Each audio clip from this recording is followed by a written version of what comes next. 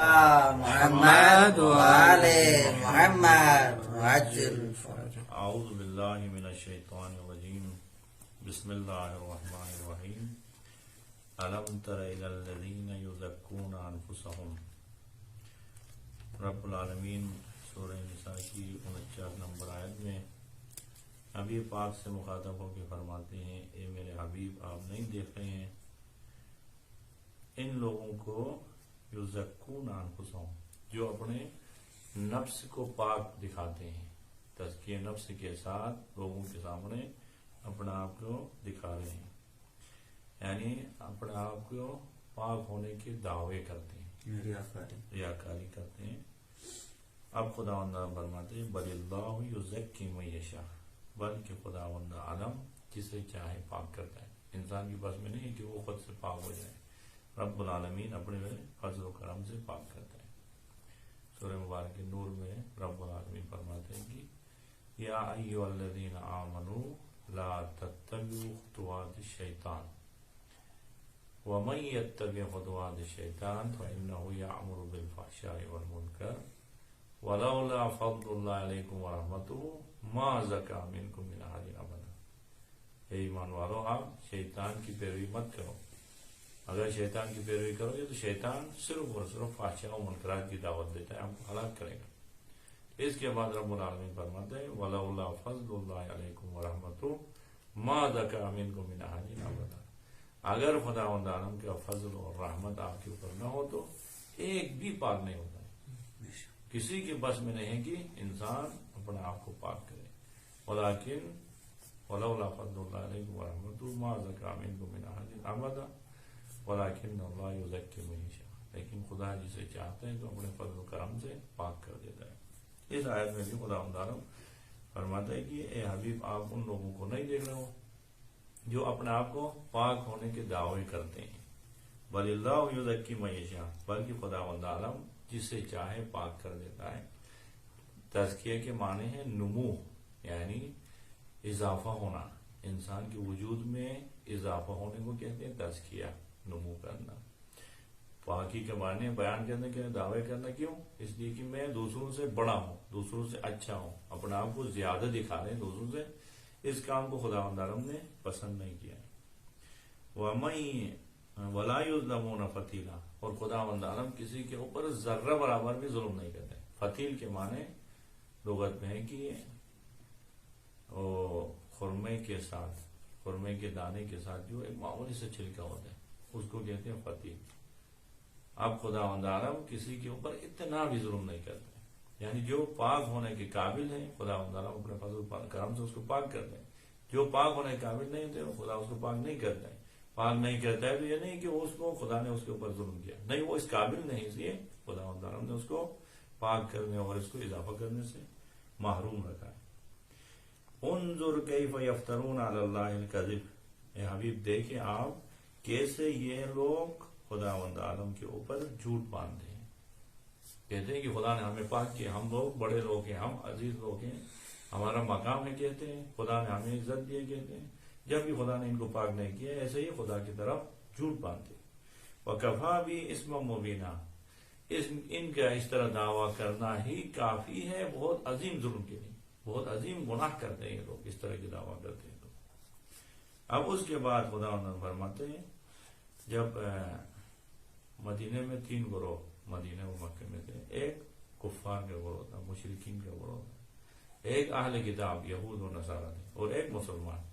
اب مسلمان مدینے میں گئے تو مدینے میں جو یہود تھے انہوں نے جنگ احد کے بعد کیا کیا، انہوں نے باقاعدہ طور پہ پہلے پیغمبر پاک کے ساتھ انہوں نے عہد و پیمان باندھا تھا کہ ایک دوسرے کے خلاف نہیں لڑیں گے. جنگ احد کے بعد انہوں نے سازش کرتے ہوئے 70 اونٹوں پہ سوار ہو کے آگے مکے میں آ کے ابو سفیان کے ساتھ کہا کہ آؤ ہم مشرکین اور یہود مل کے مسلمانوں کو ختم کریں. یہ کہنا تھا تو مشرکین نے اور خصوصاً ابو سفیان نے کہا کہ آپ اور مسلمانوں کا خدا ایک ہے. مسلمان قیامت پہ یقین رکھتے ہیں، آپ بھی یقین رکھتے ہیں. مسلمان حضرت موسیٰ عیسیٰ پہ، توریت انجیل پہ ایمان رکھتے ہیں، آپ بھی رکھتے ہیں. آپ کے ان کے ساتھ زیادہ شباہت ہے، ان کے آئین کے ساتھ آپ زیادہ نزدیک ہیں. مشرکین کے ساتھ آپ کو کچھ نہیں ہے، تو آپ کیسے آگے ہمارے ساتھ دیں گے؟ ہمیں شک ہے۔ اگر آپ ہمارے ساتھ دینا چاہتے ہو تو چلو آگے، وہاں پہ 2 بت بڑے بت رکھے ہیں، جبت و طاغوت، ان کے سامنے سجدہ کریں، ہمارے آئین کے قریب آئے تو ہم آپ کو قبول کریں گے۔ یہ بدبخت کعب بن اشرف 70 اونٹوں میں سارے یہود کو لے کے آیا تھا، اس نے پیغمبر پاک کی ضد میں آ کے جا کے کفار کے مانتے ہوئے کیا کیا؟ جبت و طاغوت کے سامنے سجدہ کیا۔ سجدہ کرنے کے بعد ابو سفیان نے کہا کہ چلو ہم نے قبول کیا، تو اب بتاؤ، پیغمبر پاک نے مدینہ چھوڑ کے گیا، مکہ چھوڑ کے گیا، پیغمبر پاک نے صلہ رحمی کو ترک کیا، ہم صلہ رحمی ادا کر رہے ہیں، ہم خانہ کعبہ کی مجاورت میں بیٹھے ہیں، ہمارا دین اچھا ہے یا پیغمبر پاک کا دین اچھا ہے؟ یہ کہا تو کعب بن اشرف نے بدبخت نے کیا کہا؟ مشرکین کو خوش کرانے کے لیے کہا کہ آپ کا دین قدیمی ہے، پیغمبر نے تو ابھی کچھ دنوں پہلے دین لائے، آپ کا دین اچھا ہے کہا تو ان کی مذمت میں یہ آیت نازل ہوئی کہ خدا فرماتے الم ترى، اے حبیب آپ نہیں دیکھ رہے الی الذین اوتوا نصیبا من الکتاب، جن کو کتاب سے کچھ علم دیا گیا تھا، وہ علم کے ذریعے سے حق اور حقیقت میں پہنچنے کے باوجود کیا ہو گئے؟ یؤمنون بالجبت والطاغوت، جبت اور طاغوت 2 بتوں پہ ایمان لا کے جا کے سجدہ کر لے۔ یا جبت و طاغوت کے ترجمہ کیا یعنی خدا کے علاوہ عبادت کرنا، جبت کے معنی، طاغوت کے معنی خدا کے علاوہ تمام برائیاں جس کے اندر اکٹھے ہو، جس کی طرف آپ جا کے عبادت کرنے کی رغبت دکھاتے ہو۔ اب دیکھیں ان کو اہل کتاب کو خدا تعالیٰ نے علم دیا تھا، کتاب کے علم ہوتے ہوئے یہ جا کے اس پستی میں گر گئے کہ جبت و طاغوت کے اوپر 2 بتوں کے اوپر ایمان لائے، اور کیا کہا؟ وَيَقُولُونَ لِلَّذِينَ كَفَرُوا، انہوں نے کہا کافروں سے، ابو سفیان اور ان سے کہا کیا؟ هَؤُلَاءِ أَهْدَىٰ مِنَ الَّذِينَ آمَنُوا سَبِيلًا، هؤلاء یہ کفار، یہ مشرکین، اہدا زیادہ ہدایت یافتہ ہیں، من الذین آمنوا، ایمان والوں سے، پیغمبر اور ان کے اصحاب سے، یہ ابو سفیان اور ابو سفیان کے اصحاب زیادہ ہدایت یافتہ ہیں، سبیلا، دین کے لحاظ سے، ان کا دین قدیمی ہے، ان کے پاس صلہ رحمی ہے، ان کے پاس خانہ کعبہ کے اختیار حاصل ہے۔ اس طرح کا خدا غضبناک ہو کے کیا فرماتے ہیں؟ اولئک الذین لعنهم اللہ، خدا عالم کی لعنت ہے ان لوگوں کے اوپر، ان کے پاس علم و معرفت ہونے کے باوجود ضد اور حسد میں، اناد میں آ کے پیغمبر پاک نے نفی کر کے جا کے بتوں کے سامنے جھکے اور ابو سفیان کے دین کو، آئین کو پیغمبر پاک کے آئین سے بہتر سمجھے۔ وَمَن يَلْعَنِ اللَّهُ، اور جس کے اوپر خدا لعنت کرے، فَلَن تَجِدَ لَهُ نَصِيرًا، پھر اس کے لیے کوئی مددگار نہیں ملتا۔ انہوں نے حسد کی وجہ سے پیغمبر پاک کے دین کے قریب تھے، پیغمبر پاک اور ان میں صرف فرق کیا تھا؟ صرف پیغمبر پاک کی رسالت کیا، باقی سب مانتے ہیں پیغمبر پاک، ان کے پاس جتنے انبیاء ہیں سب مانتے ہیں، خدا ایک ہے، خانہ کعبہ ایک، اور تعلیمات ایک، لیکن مشرکین کے ساتھ کوئی ایک نہیں تھا، پھر بھی حسد میں آگے مشرکین کے ساتھ کیا۔ اب ان آیات میں دیکھیے خدا عالم فرماتے ہیں اس موضوع پہ کہ الم تر الی الذین یزکون انفسہم، تزکیہ کا موضوع یہ بہت اہم ہے کہ اب انہوں نے کیا کیا؟ خدا عالم ان آیات میں پہلے بھی ذکر ہوا کہ یہود کے بارے میں بیان کر رہے ہیں کہ یہودیوں نے کیا کیا؟ یحرفون الکلم عن مواضعہ، کیا شرک میں مبتلا ہوئے، اور اس کے باوجود کیا کر رہے ہیں؟ اپنے تزکیے کے دعوے کر رہے ہیں، اپنے آپ کو پاک و منزہ سمجھ کے دعوے کر رہے ہیں، تو خدا عالم ان کو یعنی ٹوک دیتا ہے کہ آپ اس طرح نہیں کریں۔ اب دیکھیں تزکیے کے معنی یعنی نمو کرنا، پاکیت، طہارت۔ تزکیہ 2 قسم کا ہے، ایک تزکیہ فعلی و عملی ہے، یعنی فعلاً ہماری ذمہ داری ہے کیا؟ ہم عمل کے ذریعے سے اپنے آپ کو پاک کریں، اور یہ بہت اہم ہے، اور خدا عالم نے انبیاء کو مبعوث برسالت کی اسی لیے کہ لوگ تزکیہ فعلی کریں، تزکیہ عملی کریں۔ سورہ مبارک آل عمران کی 164 نمبر آیت میں خدا عالم کیا فرماتے ہیں؟ لَقَدْ مَنَّ اللَّهُ عَلَى الْمُؤْمِنِينَ إِذْ بَعَثَ فِيهِمْ رَسُولًا مِّنْ أَنفُسِهِمْ يَتْلُو عَلَيْهِمْ آيَاتِهِ وَيُزَكِّيهِمْ وَيُعَلِّمُهُمُ الْكِتَابَ وَالْحِكْمَةَ وَإِنْ كَانُوا مِنْ قَبْلُ لَفِي ضَلَالٍ مُّبِينٍ۔ بے شک خدا عالم نے مومنین کے اوپر بہت بڑا احسان کیا، کس بات پہ؟ کہ ان کے درمیان سے ہی ایک نبی کو چن لیا، وہ نبی کیا کرتا ہے؟ یعلمہم الکتاب، کتاب و حکمت کی تعلیم دیتا ہے، ویزکیہم، اور ان کے تزکیہ کرتا ہے۔ نماز پڑھنے کے ذریعے سے انسان کے تزکیہ ہوتا ہے، حج بجا لانے کے ذریعے سے انسان کے تزکیہ ہوتا ہے، انسان کے نمو ہوتا ہے، انسان روحانی طور پہ رشد کرتا ہے اور نجاستوں سے پاک ہوتا ہے۔ بس دین خدا عالم نے بھیجا ہے اسی لیے کہ انسان نمو کرے، رشد کرے، اور نجاستوں سے غلاظتوں سے اپنا آپ کو پاک کریں. تزکیہ فعلی کی بہت زیادہ تاکید ہوئی اور خدا نبی پاک کو حکم دے رہے کہ ان سے صدقات لے لیں. سورہ مبارک ہے توبہ کے 103 نمبر آیت میں فرماتے ہیں کہ خذ من اموالہم صدقۃ تطہرہم وتزکیہم بہا. اے حبیب ان سے صدقات لے لیں تاکہ صدقے کے ذریعے سے مال خدا کی راہ میں خرید کرنے کے ذریعے سے ان کا تزکیہ ہو جائے, یہ کامل ہو جائے, یہ ان کے نجاستوں سے پاک ہو جائے. یہ تزکیہ عملی ہے, یہ بہت اہم ہے. سورہ مبارک شمس میں خداوند عالم 11 قسمیں کھانے کے بعد کیا فرماتے ہیں؟ والشمس وضحاها والقمر اذا طلع والنهار اذا جلاها واللیل اذا یغشا. 11 مرتبہ قسمیں کھانے کے بعد فرماتے ہیں قد افلح من زکاها. کامیاب ہوا وہ شخص جس نے اپنا تزکیہ کیا, تزکیہ عملی کیا. اور اسی طرح سورہ اعلیٰ میں بھی خداوند عالم فرماتے ہیں قد افلح من تزکا. کامیاب ہو گیا, فلاح یافتہ ہو گیا وہ شخص جس نے اپنا تزکیہ کیا ہے. اب تزکیہ عملی بہت اہم ہے, لیکن ایک ہے تزکیہ قولی, یعنی کیا کہتے ہو, زبان سے آپ کہتے ہو کہ میں اچھا ہوں, میرا خاندان اچھا ہے, میرا دین اچھا ہے, میرا آئین اچھا ہے. اسی طرح اظہار کر رہے ہو, اپنے بڑائی کا اظہار کرنا, خود پسندی میں مبتلا ہونا, اس کی مذمت ہوئی. یہاں پہ خداوند فرماتے کہ یہ لوگ تزکیہ قولی کر رہے ہیں. کیسے تزکیہ قولی کر رہے ہیں؟ دیکھو سورہ مائدہ کی 18 نمبر آیت میں یہ کیا کہہ رہے ہیں؟ تمام لوگوں کو اپنا غلام سمجھتے ہوئے کہہ رہے ہیں کہ وقالت الیہود والنصارى نحن ابناء اللہ واحباؤہ. یہود و نصارى یہ کہتے ہیں, تزکیہ کرتے کیا کہتے ہیں؟ نحن ابناء اللہ, ہم خدا کے بیٹے, واحباؤہ اور خدا کے پسندیدہ ہمیں کہتے ہیں. یا سورہ مبارک کے بقرہ کی 180 نمبر آیت میں فرماتے کیا وقالوا لن يدخل وقالت اليهود والنصارى لن يدخل الجنة الا من كان هودا او نصارى. یہود و نصارى کیا کہتے ہیں؟ لن يدخل الجنة, جنت میں کوئی نہیں جا سکتا ہے, الا من كان هودا او نصارى, الا یا وہ یہودی آئین کو قبول کرے یا اس آیت کو قبول کرے. یا اسی طرح سورہ بقرہ کی 111 نمبر آیت میں اس طرح فرماتے ہیں. یا سورہ بقرہ کی 80 نمبر آیت میں کیا فرماتے ہیں؟ وہ لوگ کہتے ہیں کہ لن تمسنا النار الا ایاما معدودا, ہم خدا کے بہت ہی قریبی ہیں, خدا کے پاس ہمارا بہت مقام ہے, اگر ہمارے گناہ زیادہ ہو گئے تو بھی ہمیں جنت میں, ہمیں جہنم میں جانا نہیں ہے, گئے تو بھی لن تمسنا النار الا ایاما معدودا, کچھ دنوں کے لیے ہمیں جہنم میں ڈالیں پھر دوبارہ نکالیں. ان کا عقیدہ اس طرح تھا.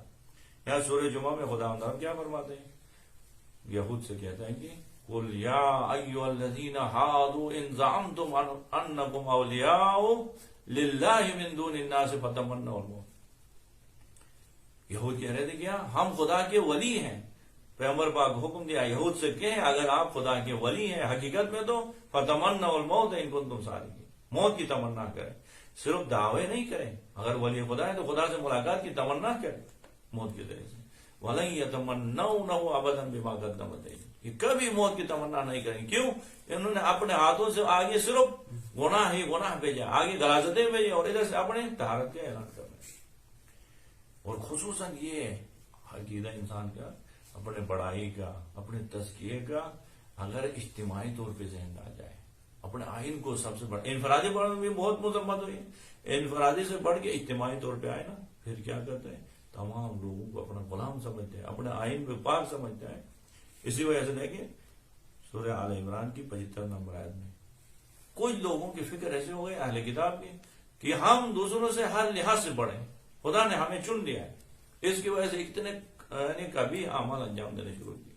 وَمِنْ أَهْلِ الْكِتَابِ مَنْ إِنْ تَعْمَنْهُ بِقِنْطَارٍ يُؤَدِّهِ إِلَيْكَ.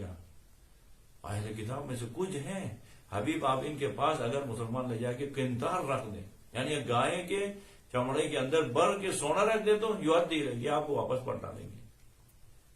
وَمِنْهُمْ مَنْ إِنْ تَعْمَنْهُ بِدِينَارٍ لَا يُؤَدِّي إِلَيْكَ. ان میں سے بعض ایسے ہیں یہود, ان کو 1 دینار بھی دے دینا وہ واپس نہیں پلٹائیں گے. کیوں نہیں پلٹائیں گے؟ آگے کیا ہے, یہ اپنے آپ کو خاندانی طور پہ, مذہبی طور پہ سب سے بڑا سمجھتے ہیں. آگے کیا فرماتے ہیں؟ وَمِنْهُمْ مَنْ إِنْ تَعْمَنْهُ بِدِينَارٍ لَا يُؤَدِّي إِلَيْكَ, اس لیے کہ لِأَنَّهُ يَقُولُونَ لَيْسَ عَلَيْنَا فِي الْأُمِّيِّينَ سَبِيلٌ. یہ کہتے ہیں کہ یہ امیین کا ہمارے اوپر کوئی برتری نہیں ہے, ان کا مال ہمارے لیے جائز ہے، ان سے کھانا ہے، اگر ایک دینار بھی ملے تو کھانا ہے کہتے ہیں۔ انہو یقولون انہو لیس فی الامیین سبیل، یعنی امی ہمارے علاوہ، یہود کے علاوہ سارے لوگ ہمارے غلام ہیں، ان سارے لوگ اور ان لوگوں کے مال سب ہماری خدمت کے لیے، اسی وجہ سے ان سے کھاتے ہیں۔ اب خداوند عالم نے اسی وجہ سے نہیں کرتے، کیا فرمایا الم تر الی الذین یزکون انفسہم، اے حبیب آپ ان لوگوں کو نہیں دیکھ رہے ہو جو اپنے تزکیے کا اعلان کرتے ہیں۔ تزکیے کا اعلان کو کرنا بہت برا ہے۔ عمل کے ذریعے سے اپنا آپ کو پاک کریں، عمل کے ذریعے سے اپنا آپ کو پاک کریں تو دوسروں کو اپنے سے بہتر سمجھنا ہوتا ہے۔ عمل سے اپنا آپ کو پاک نہ کریں، صرف زبانی دعوے کریں تو پھر سب کو بدتر اور اپنا آپ کو بدتر سمجھنا ہوتا ہے۔ اسی وجہ سے تعلیمات اسلام میں، اسلامی تعلیمات میں خود پسندی کی بہت زیادہ مذمت ہو گئی، اس کو تمام بیماریوں کا جڑ قرار دیا ہے۔ اسی وجہ سے خداوند عالم نے خود پسندی کی بہت زیادہ نفی کی، اور روایت میں اتنی مذمت ہوئی ہے خود پسندی کی۔ امیر المومنین سلام فرماتے ہیں حکمت نمبر 46 میں، سیئۃ تسوءک خیر عند اللہ من حسنۃ توجبک، وہ برائی جس کو انجام دینے کے بعد آپ غمزدہ ہوتے ہیں، افسوس کرتے ہیں، توبہ کرتے ہیں، اپنے آپ کو ذلیل اور رسوا سمجھتے ہیں خدا کے پاس، وہ برائی بہتر ہے من حسنۃ توجبک، اس اچھائی سے جس کو انجام دینے کے بعد آپ خود پسندی میں مبتلا ہو۔ لیکن عبادت کی آفت ہی خود پسندی ہے۔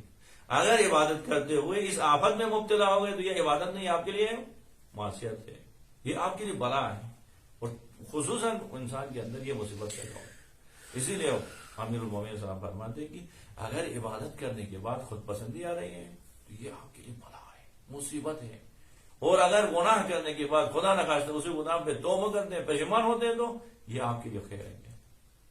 اگر مقایسہ کریں ایک گناہ جس کے بعد آپ پشیمان ہوتے ہیں اور ایک اچھائی جس کے بعد آپ عجب میں مبتلا، خود پسندی میں مبتلا ہوتے، تو خدا کے نزدیک یہ گناہ بہتر ہے، کیونکہ گناہ کی وجہ سے بلاخر آپ کے تزکیہ نفس ہو رہا ہے، آپ نے توبہ کیا، آپ اپنے آپ کو پاک کر رہے ہیں، اس ثواب کے ذریعے سے آپ اپنے آپ کو مصیبت میں ڈال رہے ہیں، بلا میں ڈال رہے ہیں۔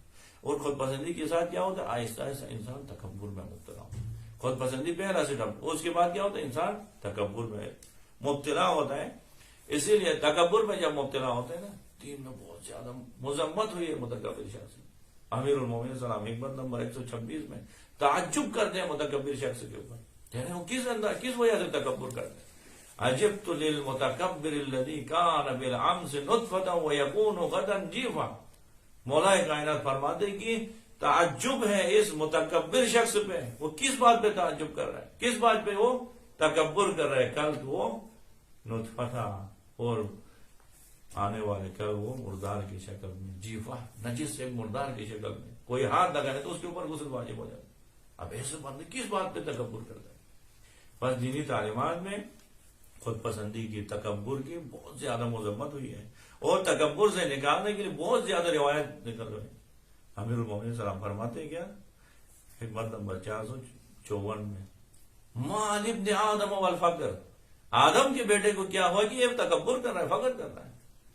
اول وہ نطفہ و آخر و جیفا، اس کی ابتدا نطفہ ہے، نطفے کا ہم ترجمہ نہیں کر سکتے، شرم آتی انسان کو، وہ آخر و جیفا، آخر میں مردار بن جاتا ہے، اس کو 3 دفعہ غسل دینا پڑتا ہے پاک ہونے کے لیے۔ لا یرزق نفسہ، اپنے لیے رزق کا انتظام نہیں کر سکتا، ولا یدفع حتفا، اور اپنے موت کو یہ نہیں ٹال سکتا ہے، موت آئے تو بیچارہ ہے، آگے موت اس کو ختم کر دے۔ بس دیکھیں اسی طرح مذمت ہوئی ہے تکبر کی۔ 419 نمبر حکمت میں مولا کائنات فرماتے کہ تکبر سے نکلیں، کسی بھی طریقے سے تواضع اختیار کریں، خود پسندی سے نجات پائے۔ اسی لیے مولا انسان کی حقیقت بیان کرتے ہیں، مسکین ابن آدم، آدم کا بیٹا کتنا مسکین ہے، لاچار ہے، کیوں؟ کہہ رہے ہیں کہ مکتوم الاجل، اس کی موت پوشیدہ ہے، کب موت آئے گی پتہ نہیں ہے، مسجد میں مریں گے یا بازار میں، یا بہت سارا آج کل عجیب حادثات میں مرتے، کسی کو پتہ نہیں۔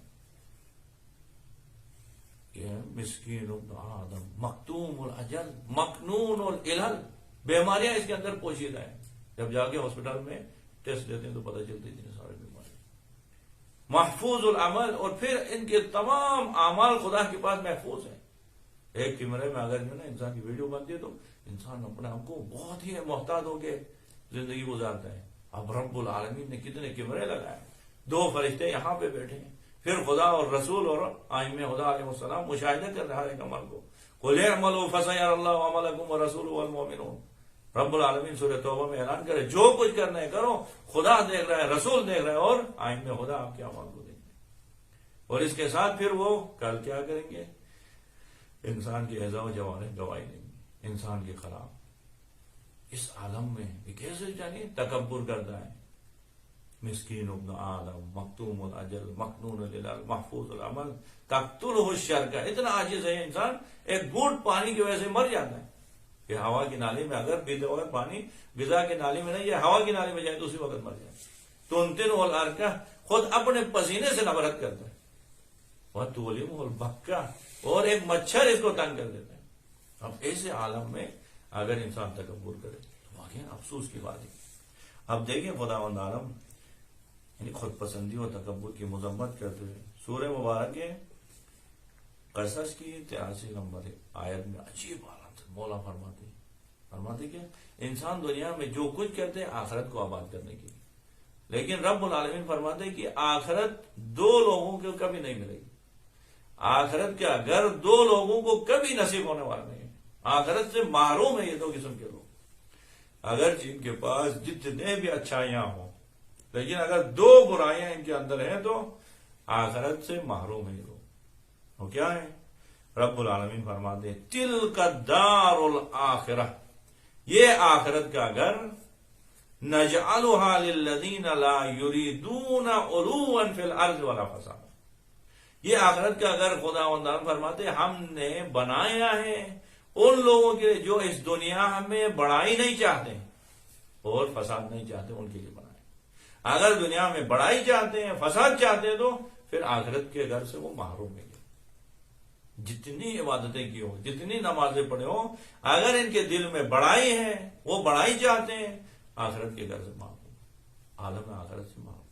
تلک الدار الآخرہ نجعلها للذین لا یریدون علوا فی الارض ولا فسادا والعاقبۃ للمتقین. اب امام جعفر صادق علیہ السلام کی خدمت میں اللہم صلی علی محمد وعلی محمد. ایک شخص نے سوال کیا, امام کی خدمت میں پوچھا, مولا خداوند عالم فرماتے ہیں کہ آخرت کا گھر ان لوگوں کے لیے نہیں ہے جو دنیا میں بڑائی چاہتے ہیں. ہر بندہ بڑائی تو چاہتا ہے, کس حد تک بڑائی چاہے تو آخرت کے گھر سے محروم ہے, کوئی معیار ہے؟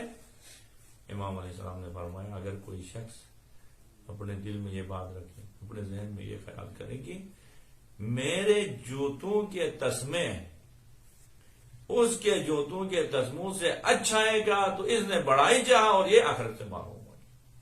بڑائی کی اتنی مذمت ہو گئی.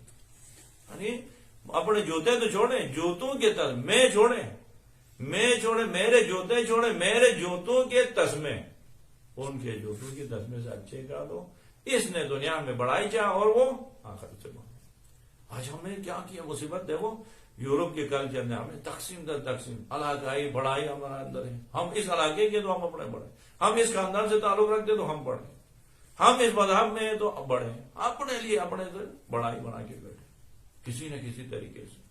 اگر خود سے بڑا نہیں ہے تو کہتے ہیں ہمارا کوئی خاندان کے بڑا آفیسر ہے تو اس وجہ سے بھی ہم بڑے کہتے ہیں. اس کی تعریف کرتے ہوئے کہہ رہے کہ وہ 18 میں, وہ 17 میں, بس میں ہم بھی بڑھے. دیکھیے خدا فرماتے تلک الدار الآخرۃ نجعلها للذین لا یریدون علوا فی الارض ولا فسادا. خداوند تعالیٰ اسی بڑائی کو پسند نہیں کرتا, اس لیے کیا فرماتے ہیں سورہ مبارک نجم میں خداوند تعالیٰ اعلان کرتا ہے کہ الذین یجتنبون الکبائر, وہ لوگ خدا کے پاس جزا پائیں گے. الذین یجتنبون کبائر الاسم والفواحش الا اللمم, جنہوں نے کبائر گناہ نے کبیرہ سے اپنے آپ کو بچایا, فاحشہ و منکرات سے اپنے آپ کو بچایا, الا اللمم, الا ہاں کبھی غلطی سے خدا نہ خاصہ کوئی گناہ صغیرہ ہو تو مسئلہ نہیں. اب کیا فرماتے خدا تعالیٰ ان ربک واسع المغفرہ, بے شک آپ کا رب کا مغفرت بہت وسیع ہے. اگر گناہ نے کبیرہ سے بچے تو گناہ صغیرہ کو معاف کر دے گا. ہوا اعلم بکم, وہ پروردگار آپ کو بہتر جانتا ہے. اس انشاءکم من الارض, جب آپ زمین سے اب, یعنی کیا ہے نطفے کی شکل میں تبدیل ہونے والے تھے. آپ کی حقیقت مٹی ہے. اس وقت زمانے سے خدا آپ کو جانتا ہے. هو عالم بكم اذ انشاكم من الارض واذ انتم اجنة في بطون امهاتكم. اور خدا تعالیٰ آپ کو اس زمانے سے جانتے جب آپ ماں کے پیٹ میں ابھی جنین کی شکل میں. هو عالم بكم اذ انشاكم من الارض واذ انتم اجنة في بطون امهاتكم فلا تزكوا انفسكم. کبھی بھی اپنے نفس کو پاک ہونے کے دعوے مت کرو. تزکیہ نفس کا اعلان مت کرو. دعوے نہیں کرو خدا کے پاس. هو عالم بمن اتقى. وہ خدا بہتر جانتے ہیں آپ میں سے کون پاک ہے. آپ کو دعوے کرنے کی اجازت نہیں ہے. یعنی اپنے نفس کو پاک ظاہر کرنا, اپنے آپ کو بڑا ظاہر کرنا, یہ خدا کو پسند ہے. اسی لیے خدا تعالیٰ باقاعدہ طور پہ نہیں کر رہا ہے فلا تزکوا انفسکم. اپنے پاکی کے دعوے مت کرو. یہ اور اس آیت میں خدا تعالیٰ فرماتے ہیں کہ تعجب سے اے حبیب آپ دیکھ رہے ہیں ان لوگوں کو الم تر الی الذین یزکون انفسهم, جو اپنے آپ کو پاک دکھا رہے ہیں, پاکی کے دعوے کرتے ہیں. خدا تعالیٰ اس کو نفی کرتا ہے. خدا کے لیے بہت گراں ہے کہ خدا کا بندہ خدا کی درگاہ میں بڑائی کے دعوے کرتے ہیں. تمام مخلوقات برابر ہیں. ہاں خدا کسی کی بڑائی کا اعلان کرے تو ٹھیک ہے. خدا جانتے ہیں کون بڑائی کون ہے. بس تزکیے کی دو قسمیں, ان میں سے ایک قسم تزکیہ فعلی ہے, عملی ہے, اور تین کا دستور ہی اسی لیے آئے کہ انسان کو پاک کرے, انسان کو بڑا بنائے, عمل کے ذریعے سے بڑھانا.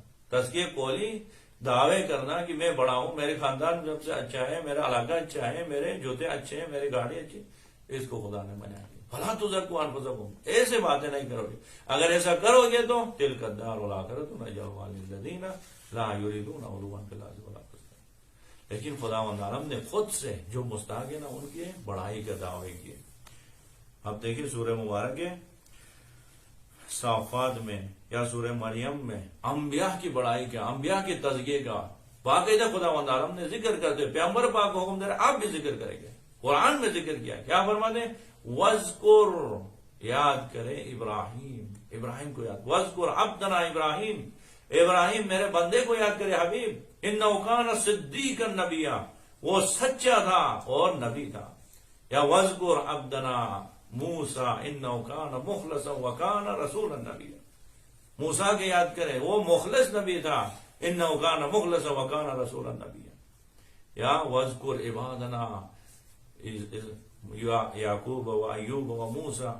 اسی طرح باقاعدہ خدا تعالیٰ نام لیتے کہتے ہمارے انبیاء کو یاد کریں. وَاذْكُرْ عَبْدَنَا إِدْرِيسَ إِنَّهُ كَانَ صِدِّيقًا نَبِيًّا وَرَفَعْنَاهُ مَكَانًا عَلِيًّا. ہم نے ان کو بلند مقام تک لے گئے, چوتھے آسمان تک لے گئے. ان کا مدح و ثنا خدا خود سے کر رہے ہیں, تزکیہ نفس کا اعلان کر رہا ہے. اب وہ خود سے اس مستحق بنے کہ خدا تعالیٰ ان کے تزکیہ کا اعلان کرے. لیکن خود بندہ اپنے بڑائی کا اعلان کرنا یہ مناسب نہیں ہے. لیکن کچھ اوقات, بعض اوقات انسان یعنی ایک مذہب, ایک عہدے الہی خدا کا مل گیا ہے تو اب اس عہدے کا اظہار ضروری ہے تاکہ معاشرے کے لوگ اس عہدے سے فائدہ اٹھائیں.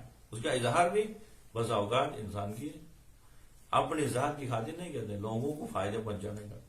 اب میں اگر حافظ قرآن ہوں, اگر میں کہوں حافظ قرآن ہوں, یہ تزکیہ نفس ہو, اپنے آپ کو نہیں. اگر حافظ قرآن کے نہیں بتاؤں تو لوگ فائدہ نہیں اٹھاتے ہیں. تو اس وقت اعلان کر رہا ہوں میں طالب دین ہوں, میں حافظ قرآن ہوں, تاکہ لوگ آگے قرآن کے متعلق مجھ سے کچھ فائدہ اٹھائیں. اس عنوان سے ہو تو مسئلہ نہیں ہے. لیکن اپنے بڑائی کا میں حافظ قرآن ہوں, آپ سے میری اہمیت بڑھ گئی کا تو یہ فلا تزکوا انفسکم اس طرح نہیں کرے. جب بڑائی کی بات ہو گئی, تزکیہ نفس کی بات ہو گئی, تو ایک واقعہ آپ کی خدمت میں عرض کریں. یہ امیر المومنین علیہ السلام اب 19 رمضان کو مولا کے سر اقدس پہ ضربت لگی تو مولا کبھی ہوش میں ہوتے کبھی بے ہوش ہوتے, اور تمام کوفے کے لوگ آ کے مولا کائنات کی گھر کے ارد گرد طواف کرتے ہیں, کہہ رہے ہیں کہ بس ایک دفعہ پھر مہلت مل جائے کہ ہم دوبارہ مولا کائنات کی زیارت کریں. اور مولا کی حالت ایسی نہیں تھی کہ لوگوں کو دوبارہ ملاقات کی اجازت. 20 رمضان میں دیکھا تو مولا کی طبیعت کچھ ٹھیک نظر آ رہی تھی. خدا مولا تھوڑا فریش نظر آ رہے تھے, آرام محسوس کر رہے تھے. اسی وقت مولا کائنات نے امام حسن مجتبیٰ سے فرمایا کہ جائیں بیٹا, گھر کے دروازے کو کھول دیں. اور میرے شیعوں کو اجازت دے کہ وہ میری ملاقات کریں، دیدار کریں۔ اب دیدار کرنے کے لیے پورے کوفہ کے لوگ آئے تو اس وقت مولا کائنات نے کہا سلونی سلونی قبل ان تدخلوا، پوچھو مجھ سے اس سے پہلے کہ میں آپ کے درمیان نہ ہوں۔ اعلان کر رہا ہے بڑائی کا اعلان، پوچھو آج مجھ سے۔ یہ اپنے بڑائی کے لیے نہیں کر رہے، لوگوں کو کچھ پہنچانے کے لیے۔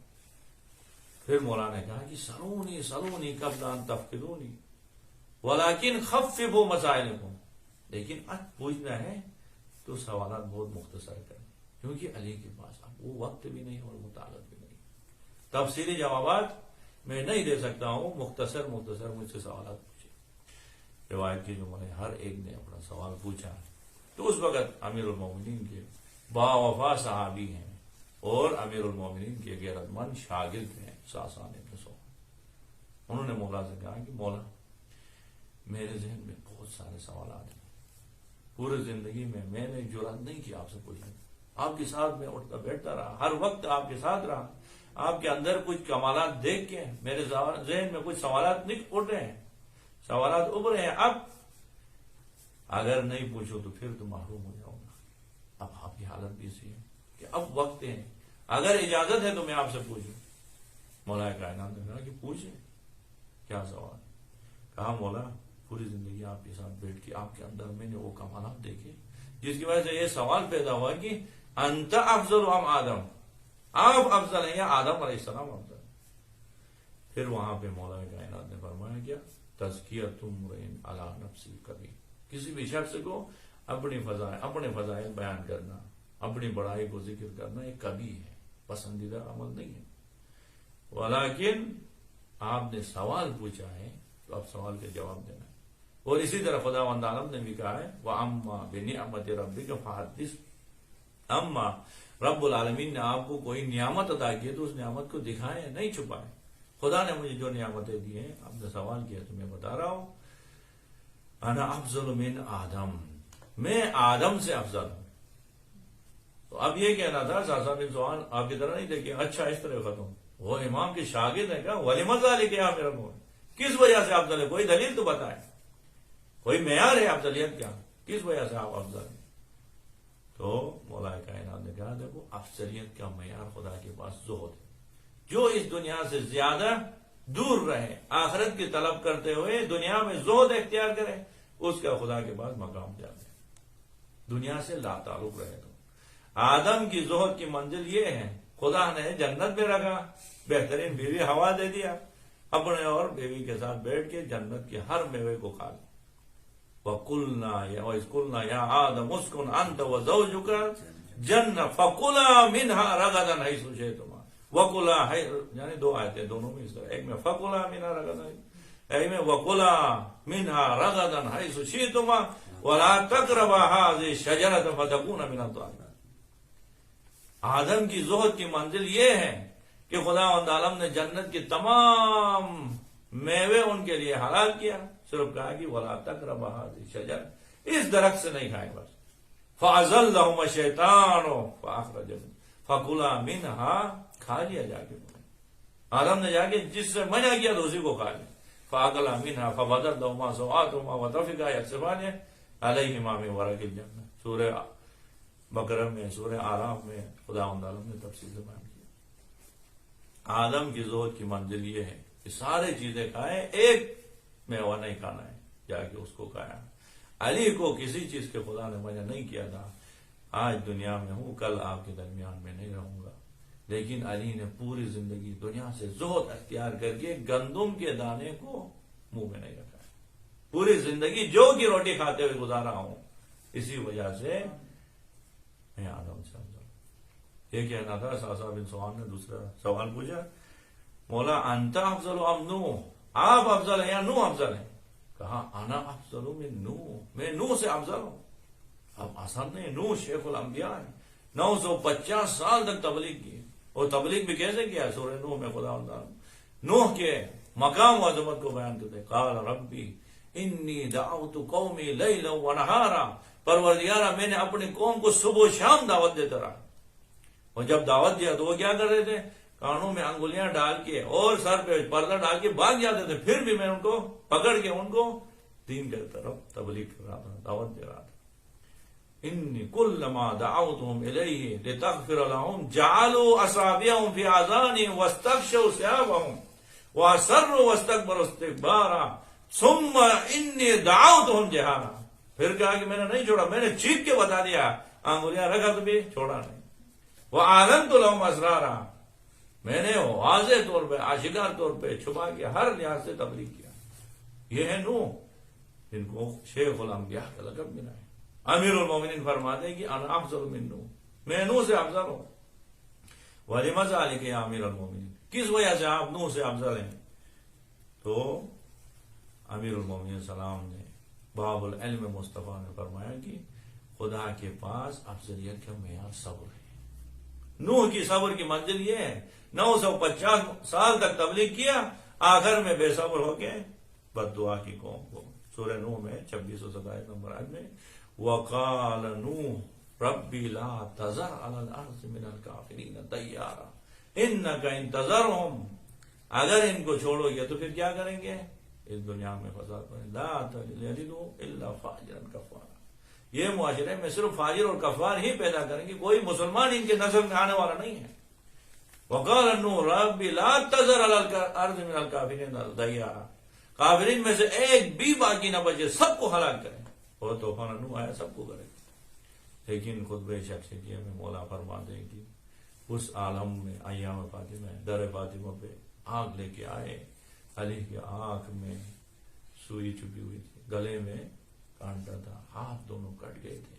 اس وقت بھی علی نے صبر کیا. ایسے منظر کو دیکھا لیکن علی نے بد دعا نہیں کی، علی نے صبر اختیار کی تاکہ محمد رسول اللہ کا کلمت بلند رہے، آئین مصطفیٰ ہمیشہ ہمیشہ زندہ رہے. اب یہ کہنا تھا. پھر کہا کہ اولا انت افضل ام ابراہیم، آپ افضل ہیں یا ابراہیم خلیل اللہ. ابراہیم کا مقام دیکھیے، وَإِذِ ابْتَلَىٰ إِبْرَاهِيمَ رَبُّهُ بِكَلِمَاتٍ فَأَتَمَّهُنَّ، خدا کہہ رہے قَالَ إِنِّي جَاعِلُكَ لِلنَّاسِ إِمَامًا. کیسے کیسے امتحانات سے گزار لیا، اپنے جوان بیٹے کے گلے پہ چوری رکھ کے خدا کے حکم کی فرمان برداری کرتے. اب مولا کائنات فرماتے ہیں کہ اس ابراہیم سے میں افضل ہوں. کہا کہ معیار کیا ہے؟ وَلِمَ ذَلِكَ يَا أَمِيرَ الْمُؤْمِنِينَ، کس وجہ سے آپ ابراہیم سے افضل ہیں؟ مولا کائنات فرماتے ہیں کہ خدا کے پاس افضلیت کا معیار خدا کی ذات پہ یقین ہے. جس کے یقین میں اضافہ ہوگا وہ خدا کے پاس مقام میں عزت ہے. اب علی کی یقین کی منزل یہ ہے، ابراہیم کی یقین کی منزل. سورہ بقرہ کی 260 نمبر آیت میں خود ابراہیم اپنے یقین کا اعلان کرتے کیا فرماتے ہیں؟ وَإِذْ قَالَ إِبْرَاهِيمُ رَبِّ أَرِنِي كَيْفَ تُحْيِي الْمَوْتَىٰ، ابراہیم نے خدا کی درگاہ میں دعا مانگا، پروردگارا آپ مجھے دکھائیں کیسے مردوں کو زندہ کریں. خداوند عالم نے کہا قَالَ أَوَلَمْ تُؤْمِنْ، ابھی تک ابراہیم ایمان نہیں لایا کہ میں مردوں کو زندہ کروں. قَالَ بَلَىٰ، ایمان لایا پروردگارا، وَلَٰكِنْ لِيَطْمَئِنَّ قَلْبِي، اپنے دل کے اطمینان کی خاطر دیکھنا چاہتا ہوں مردے کو زندہ. قال فخذ أربعة من الطير فاصرهن إليك ثم اجعل على كل جبل منهن جزءا ثم ادعوهن يأتينك سعيا. جہاں ابراہیم 4 پرندوں کو لائیں، ان کو مار کے ذبح کر کے 4 پہاڑوں پہ رکھ دیں، بلائیں وہ واپس آئیں گے. ابراہیم کی یقین کی منزل یہ ہے کہ خود خدا سے مانگتا ہے، درخواست کرتا ہے کہ پروردگارا مجھے مردہ زندہ کر کے دکھائے تاکہ یطمئن قلبی، میرے دل کو اطمینان حاصل ہو جائے، یقین میں اضافہ ہو جائے. امیر المومنین فرماتے ہیں کہ ابو طالب کے بیٹے کو خدا کی قسم لو کشف الغطاء ما ازددت یقینا، پردے ہٹ جائے علی کے یقین میں اضافہ ہونے والا نہیں ہے. علی یقین کے انتہا تک پہنچ چکا ہے، آخری منزل پہ علی پہنچا. کاش یہ جملے ہم نشتر پالک میں بولتے تو نعرے لگتے، لیکن یہاں پہ مولانا کے سامنے بول رہے ہیں، اسی لیے سر بھی نہیں تھا. تو اب آگے پھر پوچھا انت افضل ام موسیٰ، آپ افضل یا موسیٰ. موسیٰ اولو العزم نبی میں سے، اولو العزم انبیاء میں سے موسیٰ ہے. موسیٰ کا مقام ایسا نہیں، معمولی کا مقام نہیں ہے. خدا اندر کیا فرماتے ہیں؟ سورہ طٰہٰ میں فرماتے ہیں وَأَنَا اخْتَرْتُكَ فَاسْتَمِعْ لِمَا يُوحَىٰ، اے موسیٰ میں نے بس صرف اب آپ کو تو بس میں نے اپنے لیے اختیار کیا، بس آپ میرا ہی ہے، اب جو وہی کروں اس کو سن. پھر ایک آیت میں سورہ طٰہٰ میں کیا فرماتے ہیں؟ یہاں فرماتے ہیں میں نے اپنا آپ کے لیے اختیار کیا. اس آیت میں فرماتے ہیں وَاسْتَنَعْتُكَ لِنَفْسِي، موسیٰ آپ کو میں نے اپنے لیے ہی بنایا ہے، وَاسْتَنَعْتُكَ آپ کو بنایا ہے لِنَفْسِي اپنے لیے ہی بنایا ہے، آپ میرے خاص بندوں میں سے، خاص کیا ہے اولیاء میں سے۔ اب ایسا اولو العزم نبی موسیٰ ہے، اور مولا کائنات کیا فرماتے ہیں؟ انا افضل من موسیٰ، میں موسیٰ سے افضل ہوں۔ وَلِمَ ذَلِكَ يَا امیر المومنین، کس وجہ سے آپ موسیٰ سے افضل ہیں، معیار کیا ہے؟ تو مولا کائنات نے کہا خدا کے پاس افضلیت کا معیار خدا کی ذات پہ توکل کرنا، جس کے خدا کی ذات پہ زیادہ توکل ہو وہ خدا کے پاس افضل ہے۔ اب موسیٰ کے توکل کی منزل یہ ہے، جب موسیٰ علیہ السلام نے مصر میں ایک فرعون کے بندے کو قتل کیا، پھر وہاں سے اپنی جان بچا کے گئے مدین میں، وہاں پہ حضرت شعیب کی دامادی میں 10 سال بیٹے، واپس آئے تو خدا عالم نے حکم دیا اذهب الى فرعون انه طغى، اے موسیٰ جائیں فرعون کے پاس، فرعون نے طغیان کیا، جا کے ان کو نصیحت کریں، وصیت کریں۔ اب سورہ قصص میں حضرت موسیٰ علیہ السلام نے کیا کہا؟ سورہ قصص کی 33-34 نمبر آیت میں قال ربی انی قتلت منهم نفسا فاخاف ان یقتلون، پروردگار مجھے بھیجو، میں نے ان کے ایک بندے کو قتل کیا ہے، فاخاف ان یقتلون، اب میں جاؤں گا تو مجھے قتل کریں گے۔ وَأَخِي هَارُونَ هُوَ أَفْصَحُ مِنِّي لِسَانًا فَأَرْسِلْهُ مَعِيَ رِدًا يُصَدِّقُنِي، میرا بھائی ہارون میرے ساتھ بھیجیں، اس کی زبان میں بہت فصیح ہے، تاکہ دونوں ساتھ جائیں گے تو پیغام پہنچائیں گے۔ اب دیکھیں موسیٰ کی توکل کی منزل یہ ہے، ایک بندے کو قتل کیا تھا، اب کہہ رہے کہ میں جاؤں گا تو مجھے قتل کریں گے، اس لیے بھائی کو ساتھ بھیجیں۔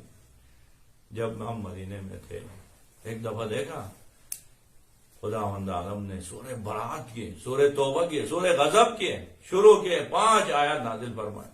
اب یہ آیات آئے تو پیغمبر پاک نے آیات اٹھا کے ابوبکر کے ہاتھ میں دیا، کہا ابوبکر جائیں، جا کے آپ مکے میں جا کے مشرکین کو ان آیات سنائیں، خلیفہ اول کو، ان کی رشتہ داریاں وہاں زیادہ تھی، ان کے ساتھ لین دین زیادہ تھا، اسی لیے ان کو بھیجا، جائیں آپ جا کے سنائیں۔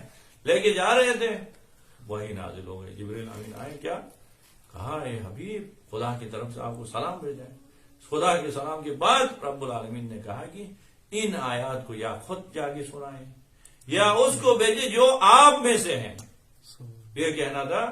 پھر فوراً کاندے کو بھیجا، جا کے خلیفہ اول کو واپس بلوانے کے بعد علی کو بلا کے کہا کہ یا علی ان آیات کو لے جا کے آپ نے سنا۔ اب موسیٰ کی توکل کی منزل یہ تھی، اب مجھے وہ آیات دیے تو میں نے یہ نہیں کہا یا رسول اللہ مکے کے کسی کے چاچا کو مارا ہوں، کسی کے ماموں کو مارا ہوں، کسی کے بیٹے کو مارا ہوں، کسی کے باپ کو مارا ہوں۔ ایک جنگ بدر میں مکے کے 35 بڑے بڑے سربراہ کو میں نے قتل کیا، اب میں اکیلے جاؤں؟ نہیں کہا، نبی کے حکم پہ تعمیل کرتے ہوئے تنو تنہا کیا، جا کے مکے میں جا کے خانہ کعبے کی دیوار پہ کھڑے ہو کے آیات الہی کی تلاوت کر کے سنا گیا۔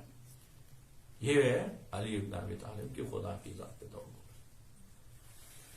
پھر آخر میں پوچھا مولا انت افضل ام عیسیٰ، آپ افضل ہیں یا عیسیٰ افضل ہے؟ عیسیٰ جن کا مقام کیسا ہے، روح القدس، خدا عالم نے ان کو باقاعدہ طور پہ معجزے کے طور پہ دنیا میں بغیر باپ کے بلایا۔ اسی دنیا میں خدا عالم نے حضرت عیسیٰ کے مدح و سراہیم میں قرآن مجید میں متعدد آیات میں ذکر کیا ہے۔ اب امیر المومنین فرماتے ہیں کہ انا افضل من عیسیٰ، میں عیسیٰ سے افضل ہوں۔ وَلِمَ ذَلِكَ يَا امیر المومنین، کس وجہ سے آپ عیسیٰ سے افضل ہیں امیر المومنین؟ کہا کہ خدا کے پاس افضلیت کے لیے معیار ہے، معیار طہارت ہے، جو جتنا پاک و طاہر ہوگا خدا کے پاس اتنا مقام۔ عیسیٰ کی طہارت کی منزل یہ ہے، بغیر باپ کی دنیا میں آئے، عیسیٰ روح اللہ ہے، عیسیٰ کلمت اللہ ہے، لیکن پھر بھی طہارت کے درجات ہیں۔ عیسیٰ کی طہارت کی یہ منزل ہے کہ عیسیٰ کی ماں مریم سلام اللہ ہے، مریم مقدس ہے، بیت المقدس میں بیٹھ کے عبادت میں مشغول تھے۔ عیسیٰ کی ولادت کے وقت آیا تو غیب حاتم غیبی نے آواز دی یا مریم اخرجی ھذا البیت، اے مریم اس گھر سے نکل جا، ھذا بیت العباد لا بیت الولایہ، یہ گھر عبادت کا گھر ہے، ولادت کا گھر نہیں ہے، یہ عزت چکھانا نہیں ہے، ادھر سے نکل جائے۔ اور مریم سلام اللہ علیہا گئی، جا کے بیابان میں حضرت عیسیٰ کی ولادت ہوئی، اور میرے گھر میں میری ماں فاطمہ بنت اسد آرام سے بیٹھی تھی. میرے ولادت کا وقت آیا تو دعا مانگنے کے لیے خانہ کعبہ کے نزدیک آئی تو خانہ کعبہ کا دروازہ نہیں، خانہ کعبہ کی دیوار شک ہوئی، آواز آئی فاطمہ بنت اسد ادھر آئے، اسی گھر میں علی کی ولادت ہوگی. علی کی طہارت اتنی ہے کہ اس کے علاوہ علی کی ولادت کے لیے کوئی جگہ نہیں ہے خانہ کعبہ کے اندر ولادت. تو یہ ہے طہارت. اب انسان کو خدا مند عالم نے جب ایسی نعمات دی ہیں تو نعمتوں کا اعلان کرنا تھا. امیر المومنین السلام نے اعلان کر کے کہا کہ علی کے پاس یہ کمالات ہیں. اسی لیے پیغمبر پاک نے فرمایا اگر کوئی شخص چاہتا ہے آدم کے زہد کو دیکھنا چاہتا ہے، ابراہیم کے یقین کو دیکھنا چاہتا ہے، موسیٰ کے تقویٰ کو دیکھنا چاہتا ہے، عیسیٰ کے طہارت کو دیکھنا چاہتے ہیں، محمد مصطفیٰ کی حیبت کو دیکھنا چاہتے ہیں، فَلْيَنْظُرْ إِلَىٰ نَظَرِ علی ابن ابی طالب إِلَىٰ وَجْهِ علی ابن ابی طالب. وہ جا کے علی ابن ابی طالب کی طرف نگاہ کریں. تمام انبیاء کے کمالات علی مرتضیٰ میں اکٹھے ہوئے جمع ہو. علی مرتضیٰ کو یہ مقام ہو، عظمت حاصل ہوئی. اب امیر المومنین السلام نے باقاعدہ خدا کے پاس افضلیت کا معیار دیا. یہاں پہ معیار کیا ہے؟ ہمارے لیے کہا کہ اگر آپ افضل بننا چاہتے تو ان معیارات کو اپناؤ. صبر جتنا آپ کے پاس ہو اور زہد جتنا آپ کے پاس ہو اور خدا کی ذات پہ یقین ہو، خدا کی ذات پہ توکل ہو اور ذات میں طہارت ہو، تو یہ انسان خدا کے پاس افضل ہو سکتے ہیں. پروردگار عالم کی درگاہ میں قرآن مجید کا اور ناطق قرآن امیر المومنین کی ذات کے قسم دیتے ہیں پروردگارہ اسی دنیا میں ہمیں بھی تزکیہ نفس کرتے ہوئے پاک و طاہر بن کے اس دنیا سے جانے کی ہمیں توفیق نصیب فرمائے. وصلی اللہ علی محمد وآلہ الطیبین الطاہرین. اللہم صلی